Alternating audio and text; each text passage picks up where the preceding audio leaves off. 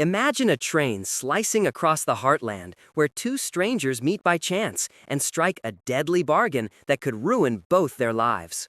In Patricia Highsmith's chilling classic, Stranger on a Train, architect Guy Haynes finds his perfect life threatened by a psychopath named Bruno. As the miles roll by, a pact of murder for love spirals into a game that will keep you on the edge of your seat. Stay with us as we unravel the psychology, the haunting settings, and the ultimate question: could you commit the perfect crime? Let's go to beginning our journey with Strangers on a Train by Patricia Highsmith. Chapter 1: The First Meeting. The train rushed along angrily. Guy was thinking about Miriam. He saw her round pink face, her cruel mouth. He started to hate her. Perhaps Miriam doesn't want a divorce, Guy thought unhappily. But she's pregnant, and it's not my child, and she must want to marry the father. Why does she want to see me, though? She can get a divorce without that. Perhaps she doesn't want a divorce, only money.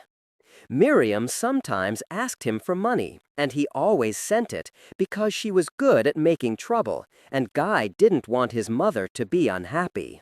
In Metcalf, Guy's hometown, Miriam pretended that Guy lived in New York so he could succeed as an architect before he sent for her. Guy thought about his girlfriend Anne and how much he loved her, and about the important job he had in Florida. He felt happy. Soon, Guy said to himself, soon. He started to read his book. After he had read half a page, Guy looked up and saw a young man sitting opposite him. The young man was very tall and thin, and he smiled shyly at Guy as if he did not know whether to speak or not. Guy moved in his seat and accidentally touched the young man's foot. "Sorry," Guy said. "That's all right," the man said. "Say, where are we? Do you know?" "Texas." The young man took a small bottle of whiskey from his pocket and offered it to Guy with a friendly smile. He had a very large head. His face did not look stupid or intelligent, or young or old. His eyes were red and tired, but his skin was as smooth as a girl's. "No, thanks," Guy said. The young man drank some of the whiskey. Then he asked, very politely, "Where are you going?" "Metcalf." Guy wanted to read his book. "Nice town, Metcalf," the young man said. "Are you going on business?" Yes." Guy turned the page of his book. "What business?" the young man asked, like a child. "I'm an architect." "That's interesting," he said. He put his hand forward. "My name's Bruno, Charles Anthony Bruno." Guy shook his hand. "Guy Haynes," he said. "Do you live in New York, Guy?" Bruno asked. "Yes, I do." "I live on Long Island," Bruno said. "I'm going to Santa Fe on holiday." Guy wanted to read or to think, but he could feel this man who wanted to talk all the time looking at him. The train stopped, and Guy took a walk outside for some fresh air, but it wasn't fresh. It was hot and thick. He went back to the train for some dinner. "Hello." Bruno sat down at Guy's table. "Look, I've got a private room. Have dinner with me. That'll be nice." "No, thanks, Guy said. "Yes," Bruno said. He stood up quickly. He seemed drunk. He ordered dinner for two in his private room. Then he walked away, stepping carefully. Guy followed him. Why not, he thought. He's someone to talk to. Bruno's room was very untidy. There were clothes, magazines, cigarettes, chocolates everywhere on the floor and the seats. In the middle of the floor, Guy saw 4 big bottles of whiskey in a straight line.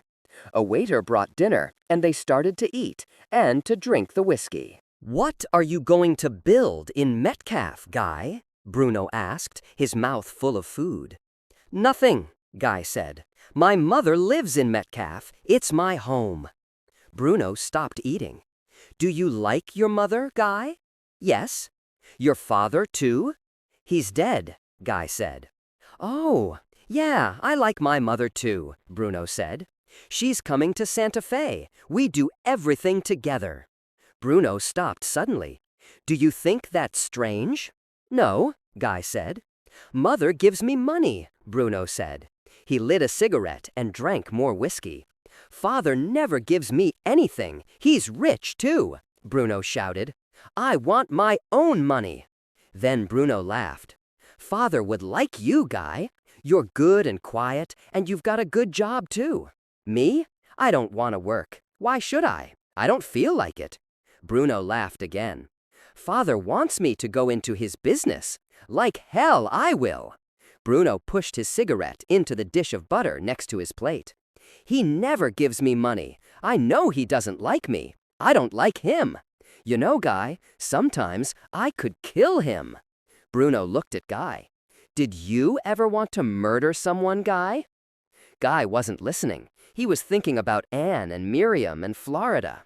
It was all mixed up in his head. Tell me about you, Guy, Bruno asked. What kind of things do you build? What? Guy tried to think. Oh, houses, offices. Are you married, Guy? No. Yes. Well, I'm separated. I left 3 years ago, Guy said. He didn't want to tell Bruno these things. Oh, why is that, Guy? I think we were too young. Do you love her? Bruno's eyes weren't tired now. They were bright and looked straight at Guy. You take love seriously, don't you, Guy? Guy didn't answer this. What kind of girl is your wife? Bruno asked. She's pretty, red hair, a little fat, Guy said. We're going to get a divorce, he said. Why? Why now? Why not before? Bruno's eyes were very bright. She's pregnant, Guy said. He didn't like saying it. Oh boy, Bruno said. I hate women like that, don't you? Well, no, Guy said. It happens. Bruno pulled the cigarette in and out of the butter. Men go to women like her like flies go to rubbish, he said. What's her name? Miriam Joyce. Guy tried to change the subject. Well, Bruno, he said, if you don't want to work, what do you want to do? I think a man needs to try everything once. You know, everything. Travel and women and, robbery and, murder. He stopped and looked at Guy with a worried face. Did you ever want to kill someone, Guy? No.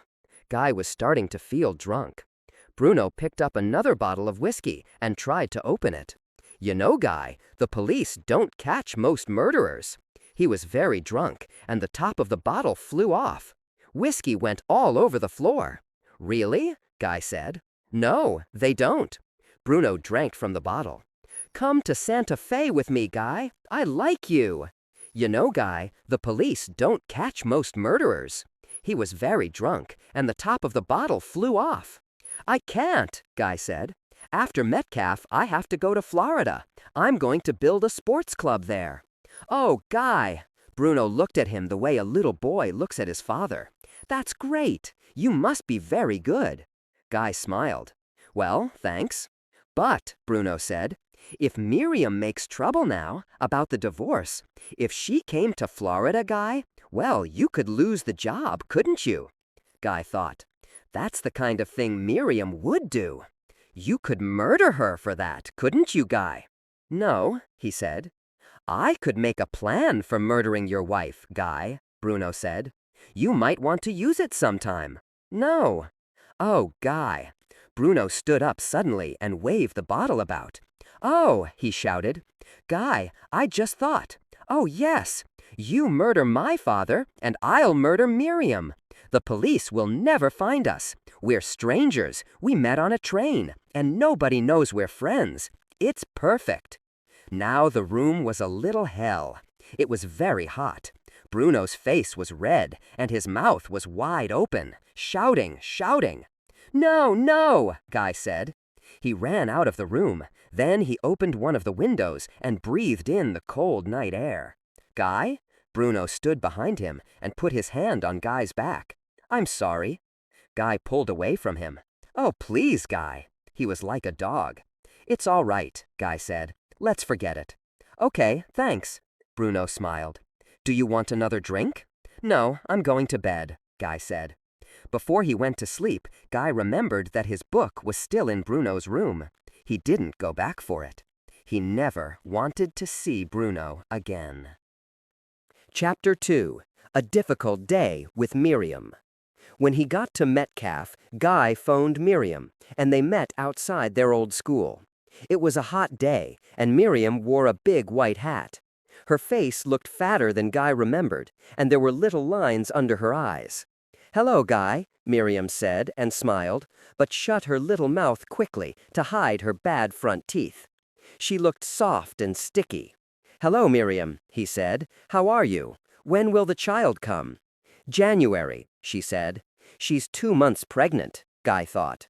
He said, "You must want to marry him, the man." "You see," she said, "it's a bit difficult."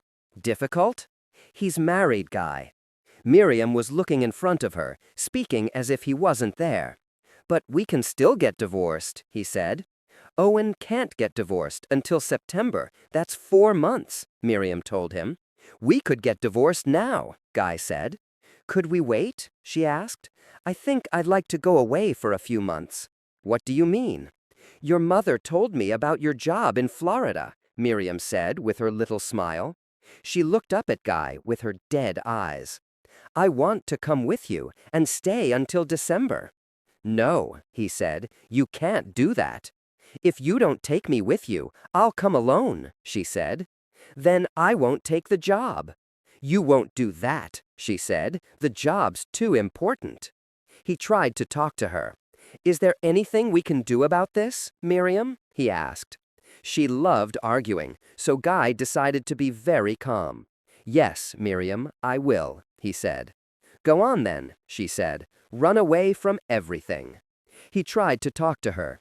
"Is there anything we can do about this, Miriam?" he asked. "I've said what I want." When Guy got back to his mother's house, he found a letter from Anne. "What's happened? Write immediately or phone. I want to be with you. Why don't you come to Mexico for a few days? Oh, Guy, I'll miss you when you're away in Florida, but I'm so proud of you. Mom and Dad are too. I know everything will be all right soon. All my love, Anne." After he read Anne's letter, Guy wrote to Mr. Brillhart at the sports club in Florida and said he could not take the job. He spent the next day with his mother. That night, someone rang him on the phone. "Hello," a man's voice said. "It's Charlie." He sounded drunk. "Charlie who?" Guy asked. "Bruno. Charlie Bruno." "Oh," Guy said. "Hello." "I've got your book, Guy," Bruno said. "Do you want me to send it to you?" "Yes." "Oh, I know," Bruno said. "Come to Santa Fe and see me. Come now." "I can't," Guy said. "Okay, what about in Florida?" Bruno asked. "I'll come and see you there. We'll have a great time." "No," Guy said. "That's all finished." "Why?" Bruno asked. Then his voice changed. "Your wife, huh? I know. She wanted to go to Florida with you." This surprised Guy. How did Bruno know these things so quickly? "You can still get a divorce, can't you, Guy? Guy? Guy?" "Look, I have to go," Guy said. "Guy, if you want me to do anything, do anything, all you have to do is say." Bruno's voice was thick and slow with whiskey now. Guy remembered Bruno's plan. He said angrily, "I don't want anything from you, understand?" "Oh, Guy!" Bruno started to cry. Guy put the phone down. Chapter 3. Good News for Guy.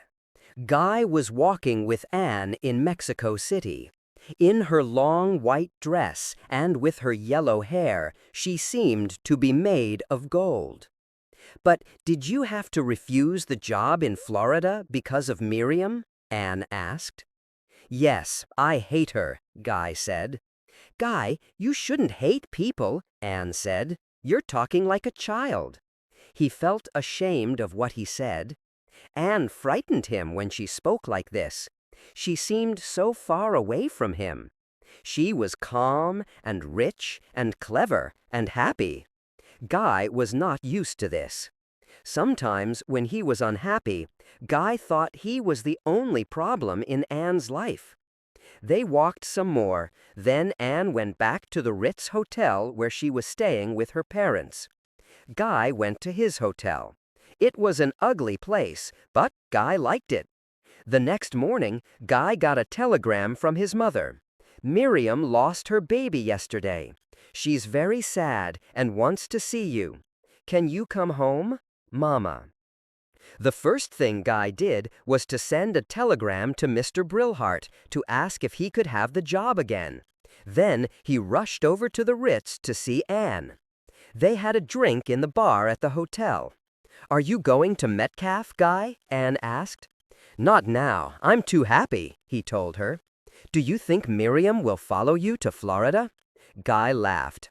By this time next week, he said, Miriam will be nothing to me. Chapter 4. Bruno Gets Ready. Bruno sat in his mother's room at the Hotel La Fonda in Santa Fe and watched her put cream on her face. Charlie, she said, you won't do anything stupid when I'm in California, will you? No, Ma, Bruno said. He felt sick and his hands were shaking, but the idea was growing stronger and stronger. I must kill Miriam soon, he thought, in the next few days, or it'll be too late. Guy's in Mexico. Mother's going to California tomorrow. Nobody in Metcalf knows me. If Miriam died now, Guy could get the Florida job back. I need some money for tomorrow, Bruno's mother said. I hope your father sends some soon. That's all he's good for, Bruno said. We don't need him. She put her hand against his cheek. My dear, she said, I'll miss you.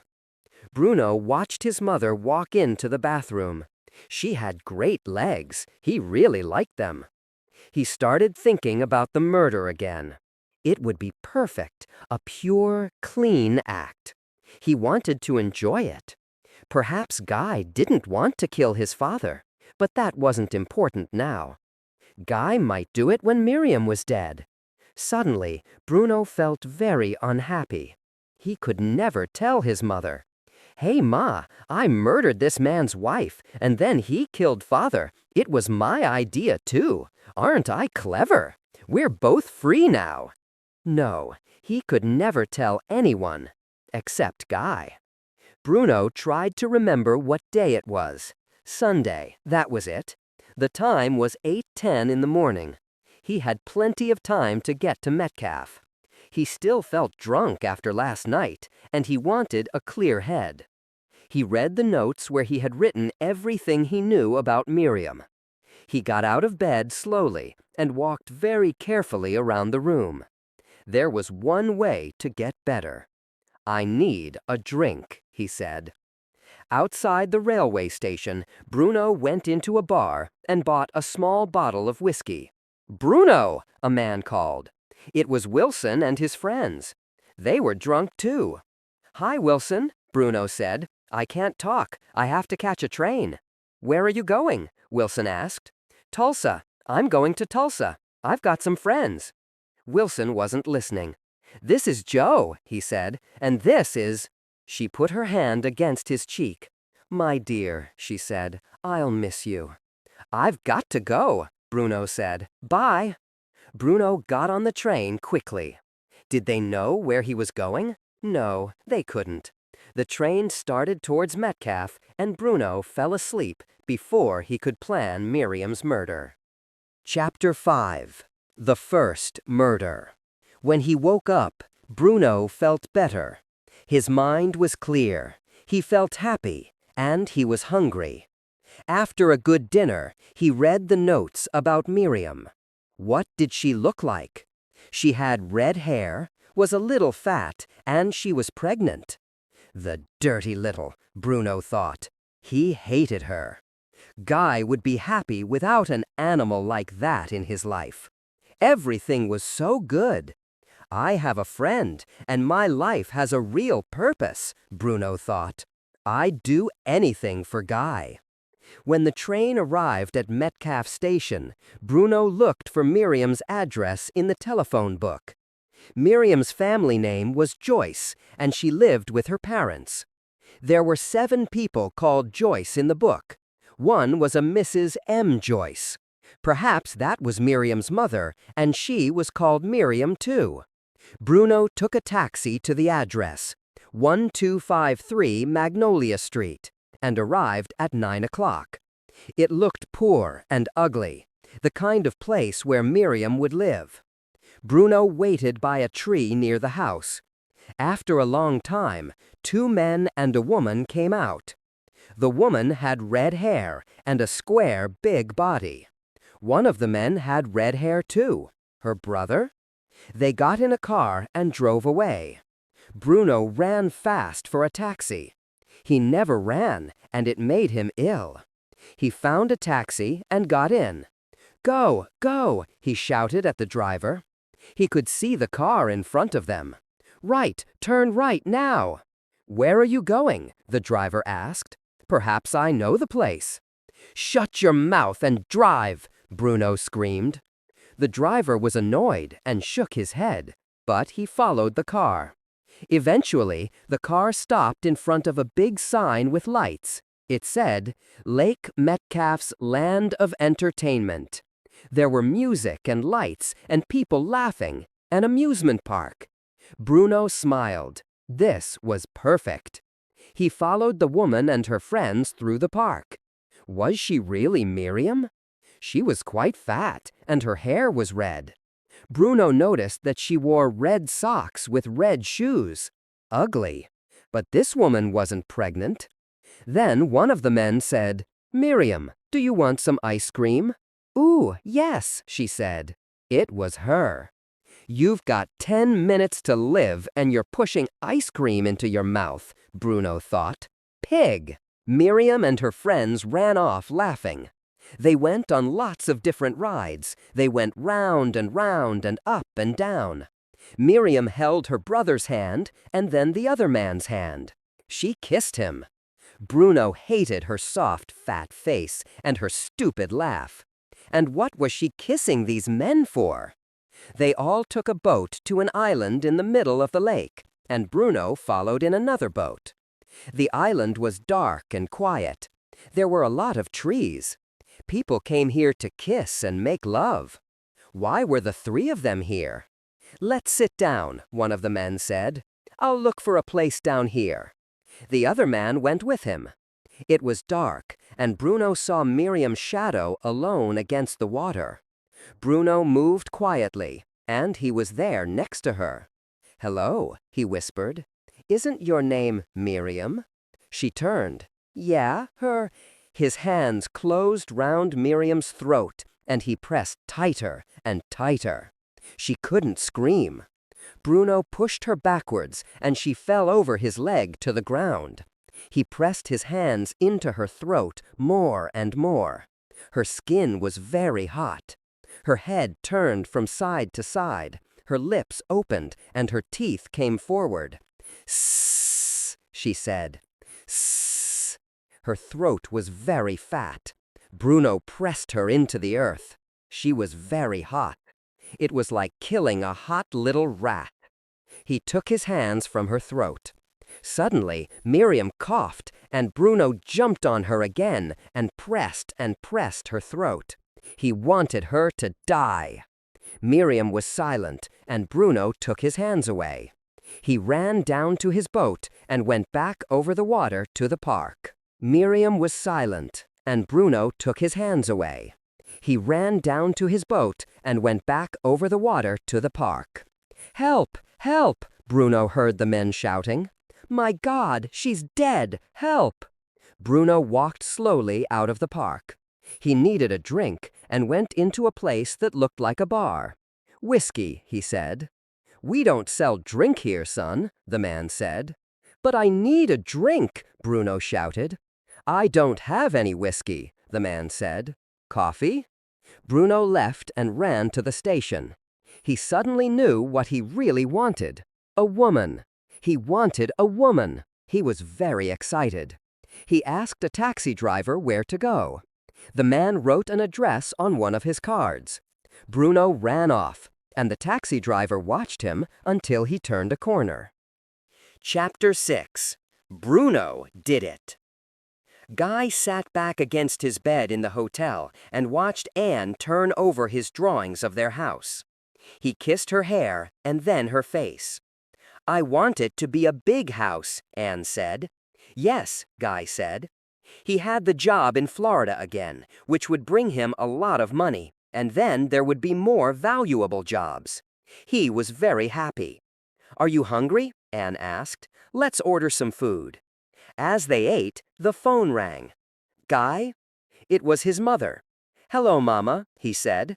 "Guy," she said, "it's about Miriam. She's dead, Guy. Murdered last night." She started to cry. Guy put the phone down and told Anne about Miriam. He started to pack his suitcase while Anne ordered his plane ticket. "Guy, are you all right?" Anne asked. Guy was staring at his drawings, but there were no houses on the paper. They were all drawings of Bruno's smiling face with his red, tired eyes. What if Bruno did it? Guy thought on the plane. He tried to remember every word they had said. Did I tell him to do it? At Metcalf, the police asked him some questions, and then Guy went home to his mother. He found a letter waiting for him. Inside was a card from a Metcalf taxi company, and on the other side, some writing. "Nice town, Metcalf." That doesn't mean anything, Guy told himself. It could be anyone. Lots of people come to Metcalf. At the inquest, a lawyer asked Guy about Miriam. "You wanted her dead, didn't you?" the lawyer said. "You arranged her murder. You thought she wouldn't give you a divorce, and you didn't want her to go to Florida. Isn't that true?" "Yes, but I didn't want her dead," Guy said. He looked at Miriam's boyfriend, Owen Markham. He was a dark, good-looking man who looked at Guy with large brown eyes. In the end, the inquest decided that some unknown person had murdered Miriam. The next day, a telegram from Bruno arrived. "All good wishes from the Golden West." "It's from Anne's parents," Guy told his mother. "It's nothing, nothing." A few days later, Guy went to Florida to start his new job. Every day he worked, he felt good. He knew he was doing the right thing. The sports club would be a perfect building. One evening in August, he got a letter from Bruno. "I phoned your mother for your address, but she didn't give it to me. Look, Guy, don't worry. I'm going to be very careful. Write to me soon. Your friend, Charlie Bruno." Then Guy knew. Bruno did it. Bruno did it. He could not stop thinking those words. Bruno did it. His life was different now. His job, his mother, Anne, everything was different now. When Guy spoke to his mother on the phone, he said, "Do you remember that man who phoned you for my address? It was a friend, Phil Johnson. He works in Chicago, and he wanted to see me. Isn't that nice? Don't worry about it." Chapter 7. No one to talk to. "Charlie, who are all these people?" Bruno's mother looked at the stories about Miriam's murder and the photographs of Guy that Bruno had cut out of the newspapers. "I met Guy Haynes on a train," Bruno said. He liked saying Guy's name, and he wanted to talk about the murder. "Someone murdered his wife." "Who did it?" she asked. "They don't know. It's a very difficult murder. A clever one, I think," Bruno said. "You know, Ma, Guy was the nicest man I ever met, but his wife was a—" "Charlie," his mother said, "you're in your grandmother's house, and she doesn't like bad language." She looked at the glass of whiskey in his hand. "Oh, Charlie, you haven't had breakfast yet." "Whiskey's good for me, Ma." "Don't drink too much," she said. "Come out later. You're in California and the sun is out. It's a beautiful day." But the whiskey wasn't good for him. Every morning he had a pain in his chest and he couldn't breathe. When his mother left, Bruno thought about the murder. He felt so powerful. He took away life, like God. He wanted to tell everyone about the murder, about his one great act. Most people, ordinary, common people, never had one great thing in their lives. The newspapers, he thought. I could tell them all about murder. I could teach them. Bruno really wanted to talk to Guy about the murder, but he did not dare to phone or write to him yet. But he had to talk to Guy soon. He wanted his father dead quickly, and he wanted Guy to do it. Bruno's grandmother walked into the room. "Have breakfast with me, my dear," she said. "Then I want to go out. A film, perhaps, a good one with a murder in it, or an amusement park." "An amusement park," Bruno said with a smile. "I like them." When they got back to the house in the afternoon, there was a letter for Bruno. "Dear Charles, I don't understand your letter. I don't know you very well, so please don't phone or write to me or my mother again.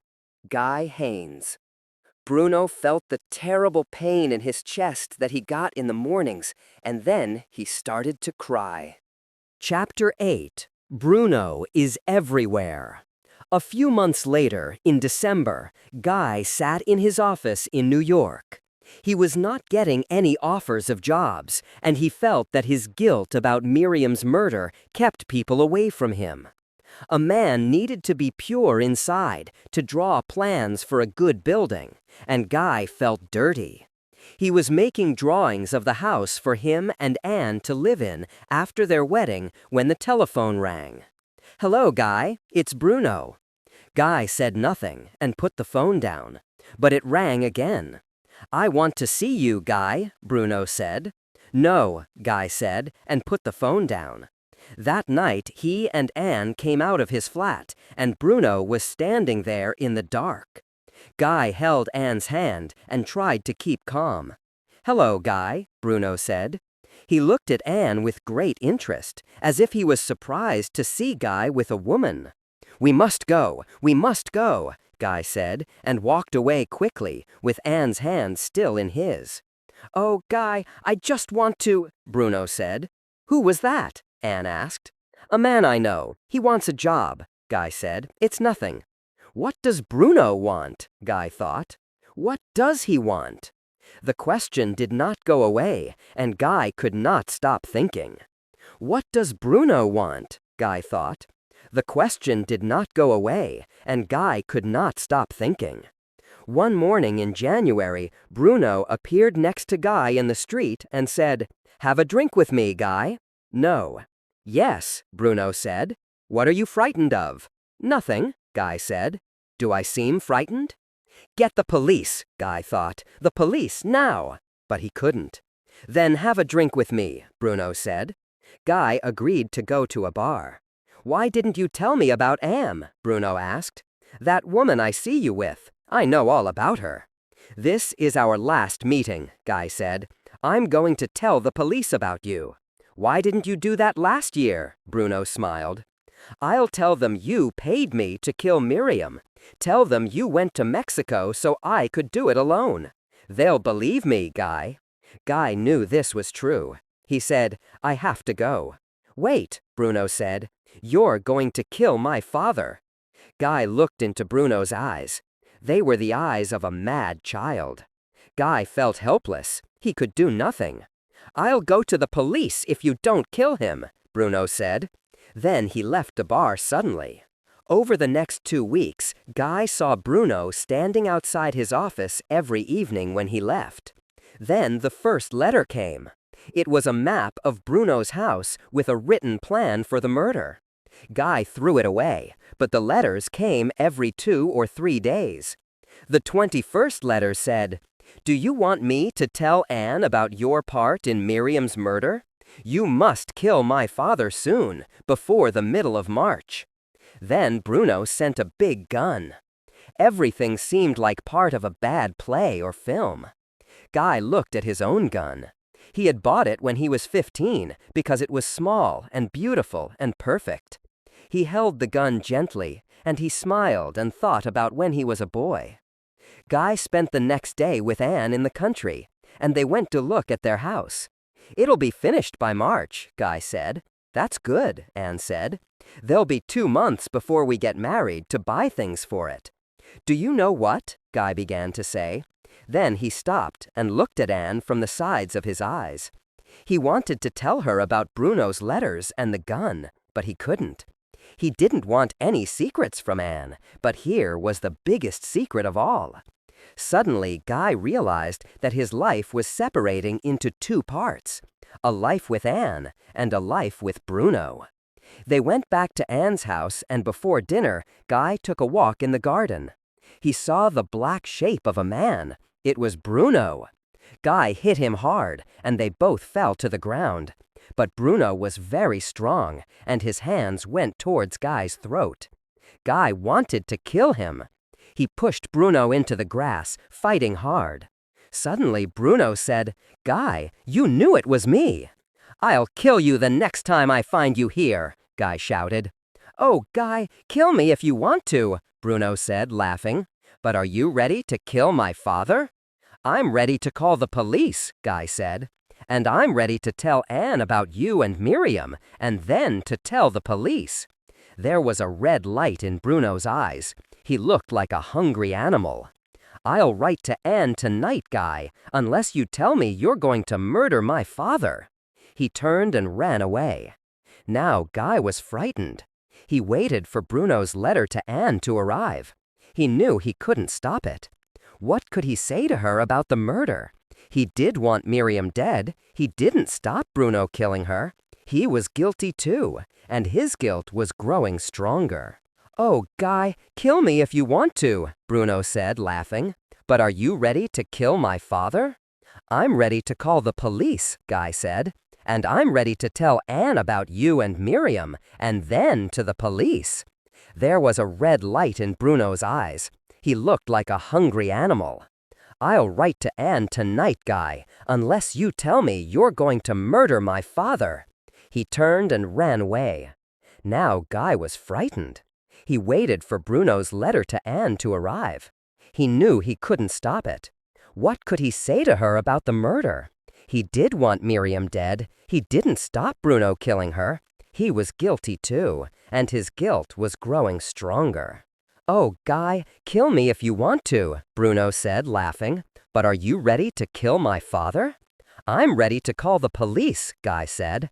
"And I'm ready to tell Anne about you and Miriam, and then to the police." There was a red light in Bruno's eyes. He looked like a hungry animal. "I'll write to Anne tonight, Guy, unless you tell me you're going to murder my father." He turned and ran away. Now Guy was frightened. He waited for Bruno's letter to Anne to arrive. He knew he couldn't stop it. What could he say to her about the murder? He did want Miriam dead. He didn't stop Bruno killing her. He was guilty too, and his guilt was growing stronger. "Oh, Guy, kill me if you want to," Bruno said, laughing. "But are you ready to kill my father?" A few days later, Anne phoned Guy. Her voice was shaking, and Guy knew what had happened. "I've had a letter, Guy," she said. "Oh?" He tried to be calm. "A letter?" "There's no name on the letter, Guy," she said. "It says you knew about Miriam's murder." "I don't understand, Anne. Guy, I won't tell anyone," Anne said. "But what's happening?" "Nothing's happening, Anne," Guy said, and thought his voice sounded strange. "Can I see you tonight? We'll talk about it." "No, I can't," Anne said. Guy felt he was losing her and that Bruno was everywhere. Then Guy realized something more. He had started lying to Anne. Chapter 9. Guy Makes a Decision. The next day at work, Guy had a call from Douglas Frere of the Shaw Company. He had sent the company some drawings for a building, and he wanted them to give him a job. "Mr. Haynes," Mr. Frere said, "I've had a letter, there's no name on it, and it says that you knew about your wife's murder, and that the police want to speak to you." He waited for Guy to speak. "Mr. Haynes, I wanted to tell you about the letter. Are the police still asking questions?" "No, Mr. Frere, and I don't know who sent the letter," Guy said. "I don't know what it means." Then he asked, "Mr. Frere, about the job." "I'm sorry, Mr. Haynes, we gave that to another architect," Mr. Frere said quickly. Guy went out for a drink. He was very worried. If I murder Bruno's father, he thought, all of this will stop. No, I mustn't think that. But what can I do? What's the way out of this? Guy drank some more and then went home. He slept heavily. Early in the morning, Guy woke up and felt someone in the room. He saw the orange end of a cigarette burning in the dark. He knew who it was and what he wanted. "Bruno?" Guy said. "You're ready now, aren't you, Guy?" Bruno said softly. "Yes," Guy said, and immediately felt better. "Mother and I are going away tomorrow," Bruno said. "Do it tomorrow night. I broke the back door so you can get in easily. Here's a key, too." Bruno gave Guy some gloves. "You'll need these." His voice shook. "Oh, Guy, I'll never see you again." Chapter 10. The Second Murder. Guy took the train for Great Neck that night. He had the gloves and his own small gun in his pocket. Bruno's gun was too big. It was raining when Guy got off the train at Great Neck. There was the bus, like Bruno had said in all his letters. Guy remembered all of it. At Grant Street he got off the bus and started to walk. There was the tree and the street light, and there was the white wall of Bruno's house. Guy felt like an actor in a play he'd already done hundreds of times. Guy walked 15 steps along the white wall. Then he put up his hands and jumped onto the top of the wall. He looked down and saw the wooden box. There were no lights on in the house. Guy jumped down onto the box, landed without a sound, and ran across the grass towards the back door. He went up the 6 white steps near the back of the house and opened the back door. He didn't need the key. The kitchen was dark. Guy walked across it and then went towards the back stairs that the servants used. Bruno had told him not to use the house stairs because they all made a noise. But Guy had to be careful here, too. He missed step 3, step 4, and step 7 on the back stairs because they made a noise. Outside the door to one of the servants' bedrooms, the floor made a noise. And at the same time, Guy heard a clock. It was midnight. He stopped. The servant was on the other side of the door. The noise of the clock went on and on. Could the servant hear? Now he remembered. Bruno had said, between 11 and midnight. Was this why? Guy felt very hot. Slowly, he opened the door into the part of the house where the family lived. "I've been here before," Guy thought. "I've done all this before. I know everything about this house." Again, he felt like an actor in a play who did the same thing night after night. None of it was real. Guy closed the stair door quietly. And there, just there, very near, was another door. And behind that door was Guy's father.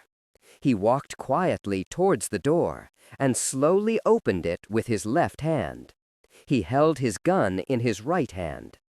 The bedroom was dark, but some light came through the window. It was only half open. Bruno said his father always had the window fully open. Because of the rain, Guy thought. But how will I get out? Now Guy could see Bruno's father in his bed, sleeping quietly. There was the round, dark shape of his head. "Ha, ha, ha!" came through the window. Guy shook with fear. A woman was laughing somewhere outside. This man is alive, Guy thought. He could laugh, too. He could... No, don't think, do it, now, do it. Now Guy could see Bruno's father in his bed, sleeping quietly. There was the round, dark shape of his head. He fired the gun. Nothing happened. It was all a dream, all a play. Nothing was real. Guy fired again. Nothing. He breathed slowly and fired again. The room tore with a screaming sound. He fired a fourth time, and the screaming sound came again, as if the world had burst. "Kah!" said the man in the bed, and his head moved. Then Guy was running across the grass, but he didn't remember how he had got there. He ran like a man in a bad dream who runs and runs but cannot move. "You!" a man's voice shouted behind him. It was the servant. Guy stood in the shadow by the white wall. "You!" the servant shouted again. Guy's hand shot out and hit him on the chin, and the man fell to the ground. Guy jumped over the wall, but it was very dark, and he didn't know where he was. He tried to be calm. Then he heard a police car very near him. The blue light moved over him for a few seconds. "Where am I?" Guy thought. "I can't remember. Where must I go?" The blue light burned his eyes. He turned and ran away. Then some trees caught him. The branches scratched his face, and he pushed them away with his hands, but there were hundreds of them. He couldn't see. He couldn't think. He felt his own blood warm on his face and throat. Finally, Guy got out of the trees and saw a road and the lights of a town. He walked slowly along the road. He still had his gun, but his gloves were torn to pieces. They were probably in the trees behind him. He was too tired to go back and look. He wanted to walk and never stop. The next day, Guy looked at his face in the mirror. It was covered in scratches, and so were his hands. His body was heavy and tired. He thought he could never sleep enough in his life. Guy read the papers. All the stories about the murder said the murderer was a big, tall man, nothing like himself. But it said the bullets were very small, and Guy knew he had to throw away his gun. While he was reading, the doorbell rang. "Hello, Guy. Guy, how did—" It was Anne. "Oh, Guy, what happened to your face, your hands?" "A fight. It was nothing," he said. "In a bar? Anne?" Anne didn't say anything for a few seconds. "But Guy, that letter, the fight you had in my garden that night, and now this, what's happening?" He felt frightened. Then he started to cry and couldn't stop. Anne put her hand on his shoulder, but she didn't try to hold him. If I tell her the truth, Guy thought, she'll never touch me again. Chapter 11. The detective begins work. Bruno sat and looked at Arthur Gerard, his father's private detective, and thought how ugly he was. Gerard had a fat, pink face and little eyes, and he wore a dirty suit. "I'll work on this murder for nothing, Charlie," Gerard said. "I liked your father. I also think this is all very interesting." "I don't care what you think," Bruno said. "You hated your father, didn't you?" Gerard asked. "He hated me." "Tell me about Thursday night again," Gerard said. "I left Mother about 2:45 in the morning. I went to get a hamburger, then I went to a bar. Clark's," Bruno said. "Nobody saw you at Clark's," Gerard said. "It was a different bar then," Bruno said. "Okay, I want to know who you spoke to," Gerard said. "You see, I think it's strange that your father died on the night of the day you left. I think you spoke to someone, and they knew you were going away." "I said I don't care what you think," Bruno said. Gerard smiled. "All right, Charlie, you can go now," he said. Bruno left Gerard's office angrily, but then he thought about Guy. Gerard was too stupid to find out about him. Guy and me, Bruno thought, we're like gods. The next day, Gerard came to see Bruno and his mother. Bruno was sitting in the garden. "Anything new?" he asked Gerard. "We found these," Gerard said, and showed Bruno some small pieces of the purple gloves. He looked across the grass. "The murderer ran over there," Gerard said. "Then he got caught in the branches of the trees on the other side of the wall. These pieces were there." "Really?" Bruno tried to sound interested. "He knew where to go, too. The whole thing was planned. The box next to the wall? The broken back door? Gerard didn't finish. I'll see your mother now. Bruno watched Gerard's fat body walk slowly across the grass. He tried not to think about Gerard, but the man seemed to be everywhere, and a few minutes later he followed Gerard into the house. Do you think Charlie knew about the murder? Bruno heard his mother ask. Yes, I think so, Elsie, Gerard said. Don't you? I'll certainly tell you everything he tells me, Arthur, she said. His own mother. What if she remembered all the stories about Guy from the paper? Suddenly, Bruno felt alone. He wanted to sleep more than anything, but he needed more and more whiskey for that, and he woke up earlier and earlier in the morning. Chapter 12. The Good Man and the Bad Man. Guy had thrown away the big gun, the purple gloves, all the clothes he wore on that night, and his shoes. But he did not throw away his own little gun. He cleaned his flat again and again, especially at night, because he only slept for 2 or 3 hours now. If he did not clean the flat, he tried to work. He had a job to plan a hospital, but how could he do that with so much guilt in him, with so much murder? He was not taking any money for the job. How could he kiss his mother again? How could he talk to his friends? There was only Anne now. He still loved her, but his love for her made him 2 different people. The good man who loved Anne and built hospitals, and the bad man who murdered old men and helped to murder his wife. The new house was ready, and one Sunday, Guy and Anne and her parents went to see it. I hear there are lots of ducks and birds here. We could eat some, Anne's father said. Are you good with a gun, Guy? They all looked round the house. It was only a month until the wedding now. We'll sit here every night as husband and wife, Guy thought. How can I do that when I know the things I've done? Guy, Anne said, are you all right? Yes, he said, and laughed too loud. I think you're working too hard, you know, Anne said. Anne and her mother started to make dinner, and her father made some drinks for all of them. What am I doing with these people? Guy thought. They are so good, and I'm so bad. I'm not part of their family. But if I try hard to live with them, that other man inside me, the bad one, will go away. He must. After dinner, Guy and Anne walked together in the garden. It was almost dark. I'm going to get a job with a company of architects in New York, Anne, Guy said. But you have the hospital to do, Guy, she said.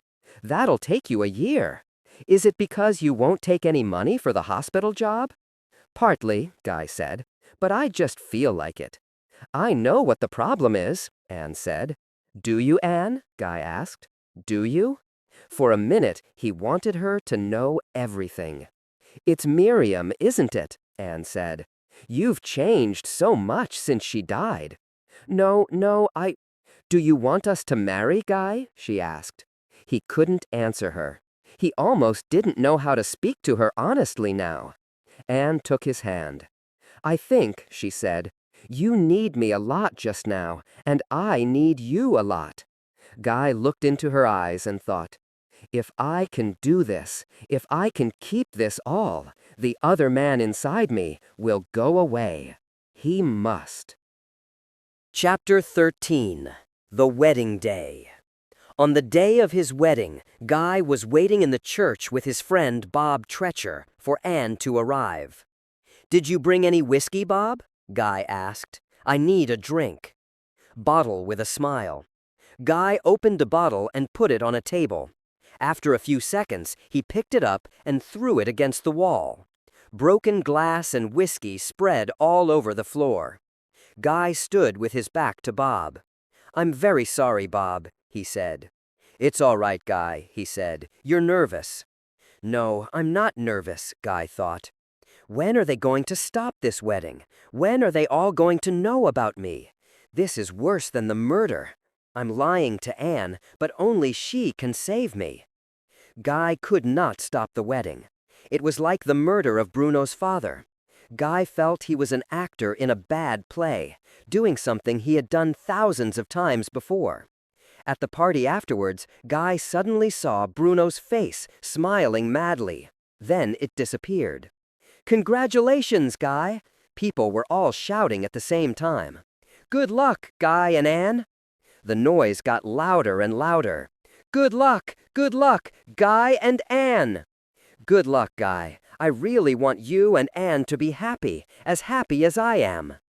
And there was that soft voice and that weak face with the mad red eyes in it, and Bruno's hand was on Guy's shoulder, and he was looking at Anne. "Go away," Guy whispered. "You mustn't come here." "Are you a relation of Teddy Faulkner?" Bruno asked Anne. He shook her hand. "He's my cousin," Anne said. "We play tennis sometimes," Bruno said. "Are you a friend of Guy's?" Anne asked. Bruno laughed. "Friend? I'm only his oldest friend in the world. We went to school together." He put his arm round Guy's shoulder. "Didn't we, Guy?" "Friend? I'm only his oldest friend in the world. We went to school together." Bruno put his arm round Guy's shoulder. "You never told me about that man, Guy," Anne said later. "We didn't really go to school together, Anne," Guy said quickly.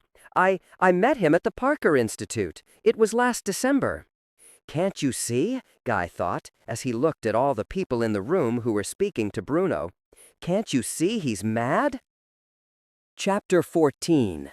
Guy's Secret Brother. Guy took a job with the company Horton, Horton and Keese Architects. They gave him a big shop to build. It was easy to do, nothing special, anyone could do it. He and Anne had their first party at the house soon after their wedding. "Bruno's coming to the party," Anne told Guy. "Why?" Guy said. "He isn't my friend." Bruno was drunk when he arrived. He looked at Anne all the time. "I like your dress, Anne," he said. Bruno always noticed women's clothes. "Now, where will you go for your first holiday? Italy? You know, Anne, Guy and I always talked about traveling."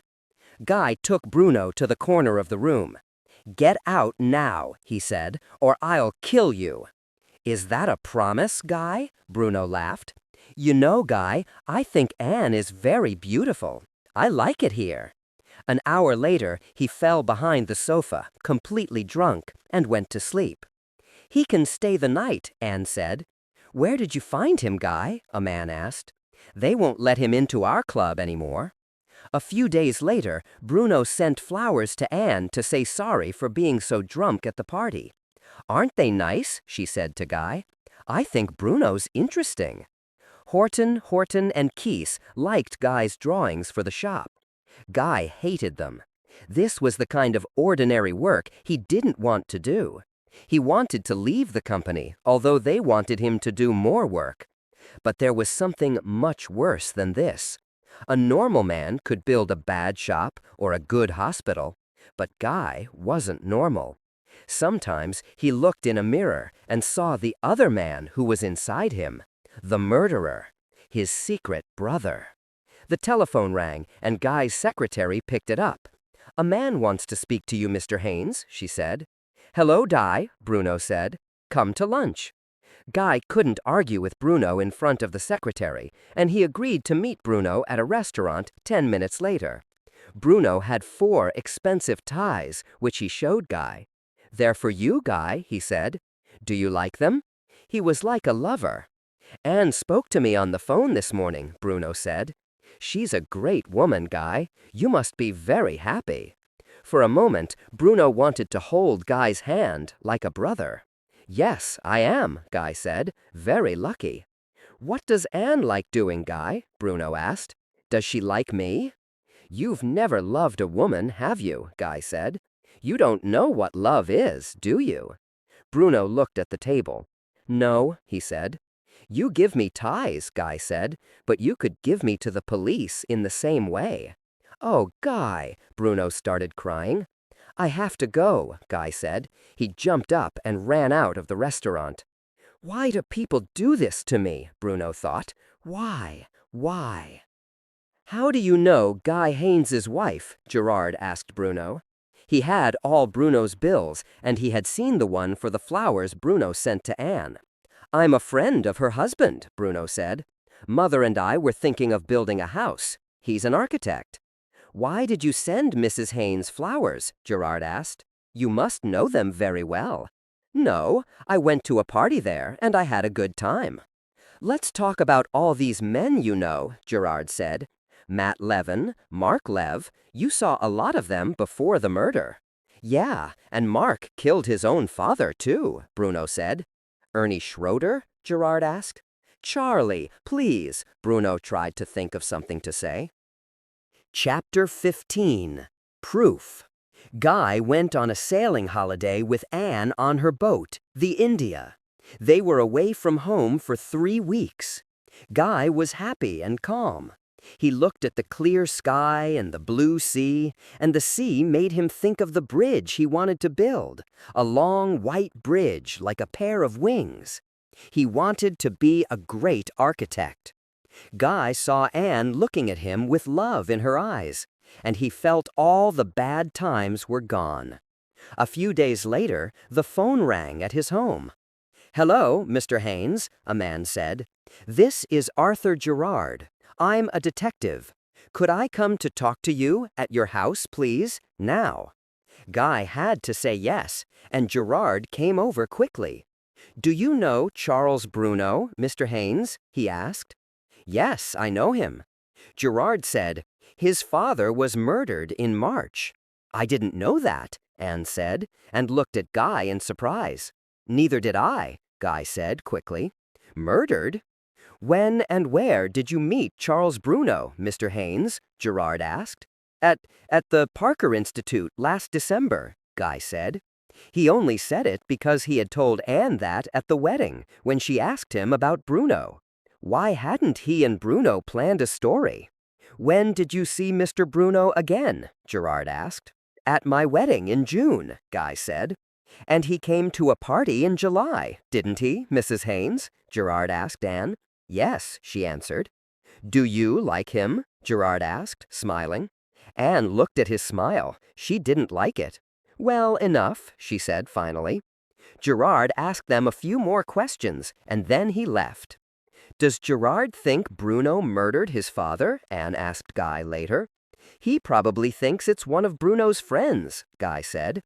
"But it was me, Anne. It was me," he thought. "You never know what people are really doing, do you?" Anne said, shaking her head in surprise. Later in the day, Bruno came to the house. "You're drunk," Guy said. "Get out." "Perhaps we should get a taxi for you," Anne said. Bruno fell against Guy. He was saying the same thing again and again. "I'll tell her! I'll tell her! "What?" Anne asked Guy. "What's he saying?" "Nothing," Guy said. "I'll put him to bed." Guy pulled Bruno out of the room and took him to a bedroom.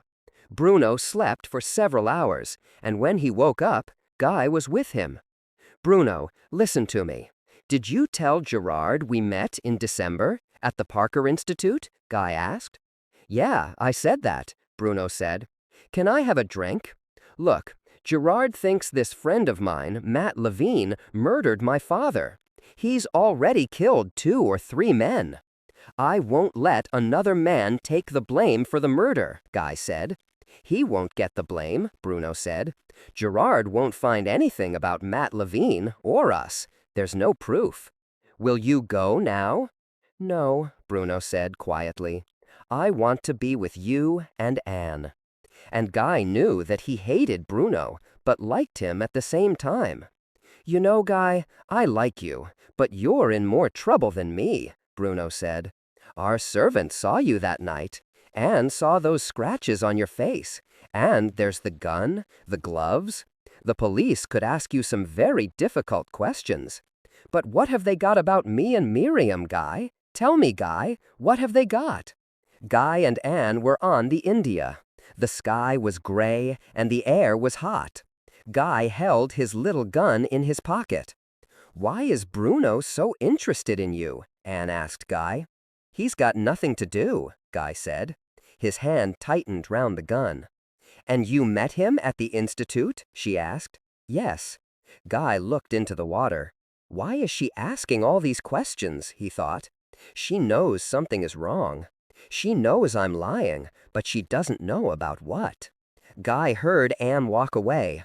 He quickly took his gun out of his pocket and dropped it into the sea. What was that? Anne was standing behind him. He could think of nothing to say to her. Chapter 16. Gerald Comes Closer. "Ma, I don't feel good." Bruno was in his mother's bedroom. He walked very slowly into her bathroom and got the bottle of whiskey he had hidden there, but he dropped it on the floor. He couldn't control his hands. "Charlie?" his mother said and looked worried. "I can't breathe, Ma." He tore his clothes off. "Oh, God." "I'll get a doctor," his mother said. "No, they'll take me away." He screamed, "Look at my hands, Ma." His middle fingers were bent tightly inside his hand. He couldn't stop it. He couldn't move them. "Look, Ma." "Charlie!" his mother shouted. Bruno fell to the floor. He couldn't speak normally. "Dom, mas sum to me, ah." Then a doctor came and gave Bruno some medicine, and he went to sleep. "The drink is killing him," the doctor told Bruno's mother. "He must stop." Bruno woke up later and saw Jared standing near the bed. "I'm sorry to wake you," Jared said with his stupid smile. "But I found something. Remember this?" He threw Guy's book onto the bed. "I remember," Bruno said. "I got this book at the Hotel La Fonda. It's Haynes's book. You met him 18 months ago on the train to Santa Fe, didn't you?" Jared said. "No," Bruno said. "I found the book on the train, that's all. I wanted to send it to Guy, but I lost it. I met him in December." "So you made calls to Metcalf 18 months ago, and you didn't even know Mr. Haynes?" Jared asked. "I found the phone bills." "Yeah, I phoned about the book," Bruno said angrily. "And you called before the murder, but you didn't call after," Jared said. "Why not?" "I don't know," Bruno shouted. "I'm tired of murder." "Oh, I believe that," Jared said. "I believe that." A few moments later, Guy had a phone call from Bruno in his office. "Jared knows about the book and the phone calls I made to Metcalf," Bruno said very quietly, as if someone was listening. "But I told him the calls were about the book, and we met in December. All right?" "All right," Guy said, and put the phone down. Jared was coming closer and closer, but he couldn't stop it. He looked at the letter lying next to the phone. It was from his friend Bob Treacher in Canada. "I have an important job in Alberta. I want you to build a bridge for me as soon as possible. Right now, Bob." "Nobody knows who murdered Guy Haynes's first wife, Miriam," Jared said to Bruno in his office. "I know." "Did you talk to Guy about Miriam?" "You're interested in murder," Jared said. "I didn't talk to him about it." "Do you think he planned it?" Jared asked. "No, I don't," Bruno said angrily. "You obviously don't know the type of man Guy Haynes is. He's a great architect." "You obviously don't know the type of man Guy Haynes is. He's a great architect." Jared suddenly called out, "Come in, please, Mr. Haynes." He saw Bruno jump with surprise as Guy walked into the room. "Did you and Charles ever talk about your wife's murder, Mr. Haynes?" "No," Guy said. "Did he ever tell you he wanted to murder his father?" Jared asked. He had that slow, stupid smile on his face. "No," Guy said. Jared held up Guy's book. "Charles found this on the train, but you didn't meet on the train, did you?" "No," Guy said. "The waiter who brought dinner to the two of you in Charles's room on the train says you did, Mr. Haynes," Jared said, looking into Guy's eyes all the time. Guy felt hot with shame. He couldn't speak. "So what?" Bruno said angrily. "So why are you both lying?" Jared asked. "Your wife was murdered, Mr. Haynes, a few days after you two met. And your father was murdered a few months later, Charles. Did you plan something?" "We planned nothing," Guy said. "Did Charles tell you he wanted his father dead, Mr. Haynes? Perhaps you were frightened to tell me about it," Jared asked. "No," Guy said. He felt himself going deeper and deeper into his own lies. And when would Jared find out the truth? Did he know it already? Bruno and Guy left the office together. "You know," Bruno said, "he's looking for other people. Jared doesn't think we did it. We had no reason to do it, did we?" Jared went to see Anne at home late one autumn afternoon. "I think," he said, "that Charles Bruno told your husband about this plan to murder his father, and your husband didn't want to talk about it. Then, if your husband knew Miriam might die too, they had a kind of secret, didn't they?"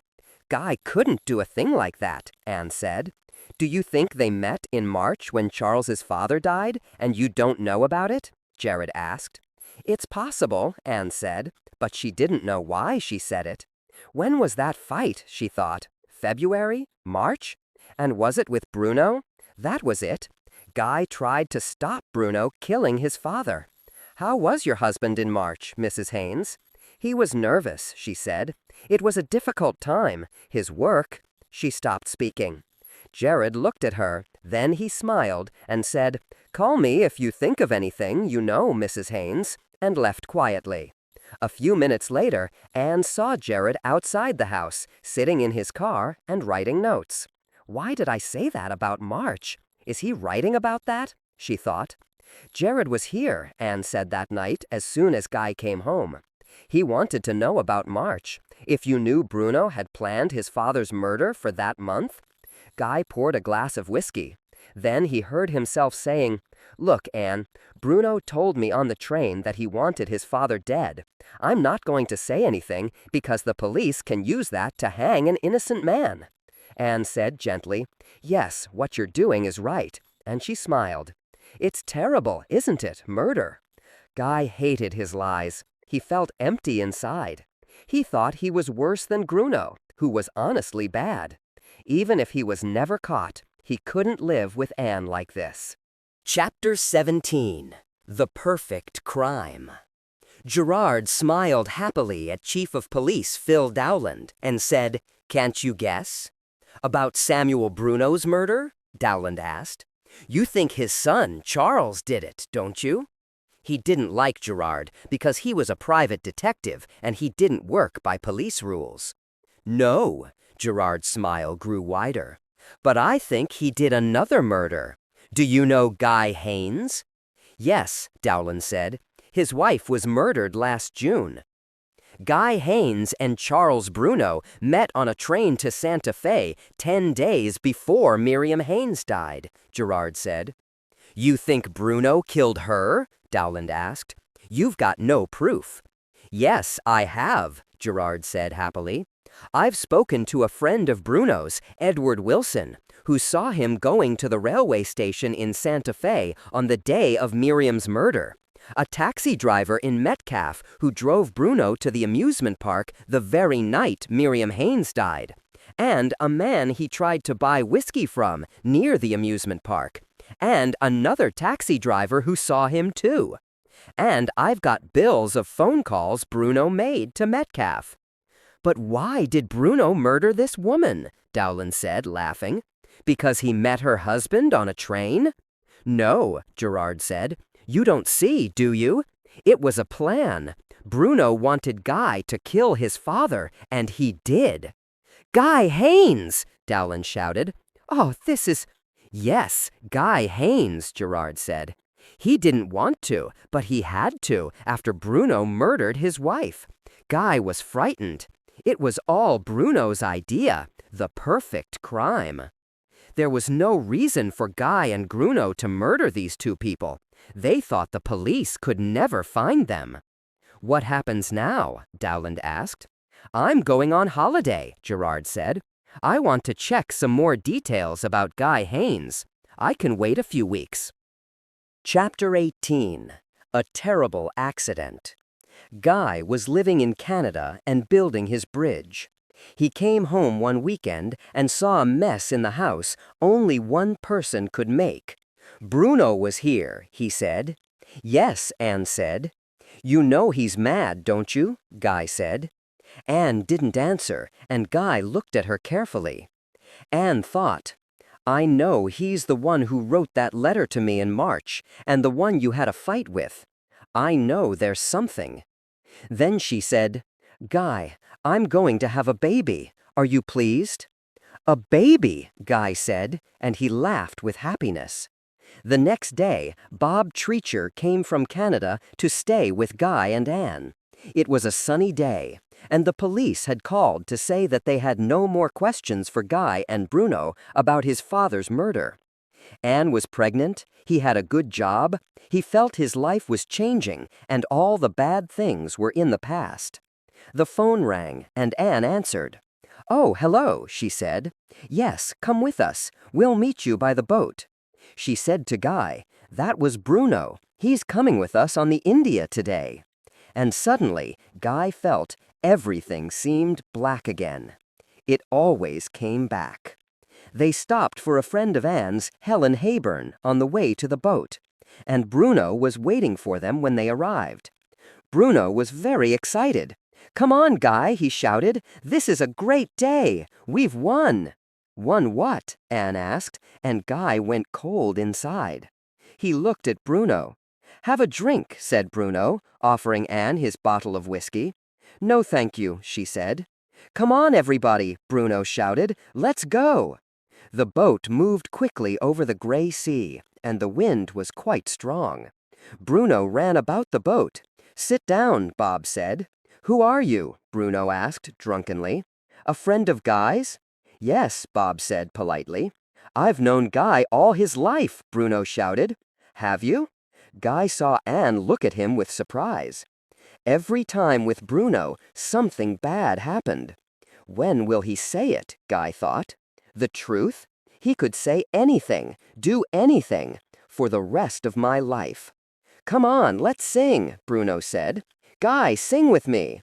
"Oh, sit down," Helen said to Bruno. "Yes, sit down," Guy said, "and keep quiet." Bruno started to cry. They didn't want him. He tried to walk away from all of them, even Guy. Suddenly, a large wave came up and hit the boat hard. The wave covered Bruno, and with a scream, he fell into the sea. "Bruno!" Guy shouted. He jumped into the sea. It was very cold, and the waves seemed to be as high as mountains. He saw Bruno's head very far away. Suddenly, a large wave came up and hit the boat hard. The wave covered Bruno, and with a scream, he fell into the sea. "Bruno!" Guy shouted. He jumped into the sea. It was very cold, and the waves seemed to be as high as mountains. He saw Bruno's head very far away. Suddenly, a large wave came up and hit the boat hard. "Guy!" Bruno called once, a dying man. Guy swam towards the place where he had seen Bruno. Then he dived down into the cold, gray water. The sea turned him round and round and round. There was nothing. Guy could see nothing. He was the loneliest man in the world. Where was his friend, his brother? Chapter 19. The End at Last. Early one morning, Guy got out of bed. He was very lonely without Bruno. He carried all the guilt inside himself now. He picked up some pieces of paper and started to write about everything. The train, Miriam, how he murdered Bruno's father. He left it for Anne to read. Anne is good, Guy thought. The rest of us, Bruno, me, his father, Miriam, Gerard, all of us are bad. Then he thought of Miriam's boyfriend, Owen Markham. He had loved Miriam. He was the father of her child. Guy remembered Owen at the inquest, where he seemed calm and gentle. Suddenly, Guy needed to talk to Owen. It was important, and after writing to Anne, it was the next thing he had to do. He took a plane for Houston, Texas, where Owen Markham now lived. Gerard had come back from holiday after Bruno died, and Guy thought Gerard might follow him to Houston. He looked carefully at the other passengers on the plane, but Gerard was not there. After asking some questions in different places in Houston, Guy found Owen in a bar. "I need to talk to you," Guy said. "I've got a room at the Rice Hotel, please." Owen looked at Guy with his calm, brown eyes for a long time. Then he said, "All right." In the hotel room, they drank whiskey. Like the first time with Bruno, Guy thought. "I know the man who killed Miriam," Guy said. "I didn't stop him. I'm sorry. I know you loved Miriam." "No, I didn't," Owen said, and drank some whiskey. He spoke slowly. "And I didn't want that child. She did that to make me marry her." It was all wrong. Owen didn't care. But Guy had to continue. "You must listen to me," Guy said. "You must understand. This man, Miriam's murderer, his name was Bruno. He made me do a murder too. His father. You see, we met on a train, and Bruno said we should do the murders and the police would never catch us. He hated his father, Owen. It was frightening. I said I had some problems with Miriam, but I wanted to divorce her. I said no to her murder, but then he killed Miriam, and I only knew after he had done it. You understand? I said no. But after her murder, Bruno phoned me again and again and wrote letters telling me to murder his father. I was frightened he would tell my girlfriend that I knew about Miriam's murder. And I was tired of it all, so tired. So I said yes, and I agreed to kill his father. I only wanted Bruno to go away, that's all. I had to do it. Owen, I'm guilty too. Do you hate me?" "Hate you? For what?" Owen asked stupidly. "I don't know you. Who did you murder?" Guy felt very tired. "You have to go," he said to Owen. "You don't understand." Owen was very drunk, and he didn't move. "I'll call a taxi for you," Guy said. But where was the phone? Guy looked on the floor and saw it under the bed. The phone was lying near his chair, so that someone could listen to everything he was saying. He picked it up. "Hello?" he said. "Hello, Mr. Haynes," Gerard's voice said. "I heard what you said to Mr. Markham. May I come in?" Guy opened the door and looked at Gerard's big smile.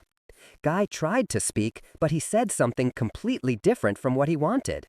He said, "Take me."